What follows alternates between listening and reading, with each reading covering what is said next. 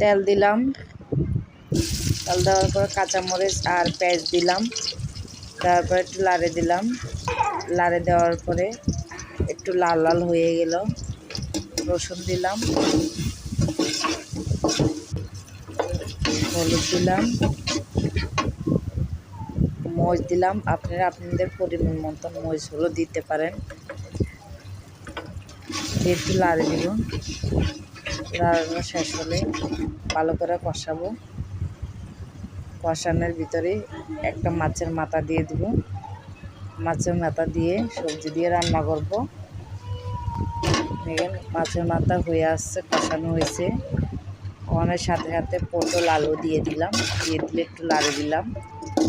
লাড়ে দিয়ে দেখেন সুন্দর কালার দিয়ে একটু হালকা জল দিলাম, জল দিয়ে ঢাকনা দিলাম।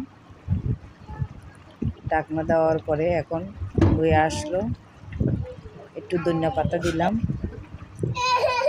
দেওয়ার পরে দেখেন আমার চ্যানেলটা সাবস্ক্রাইব করে দেন।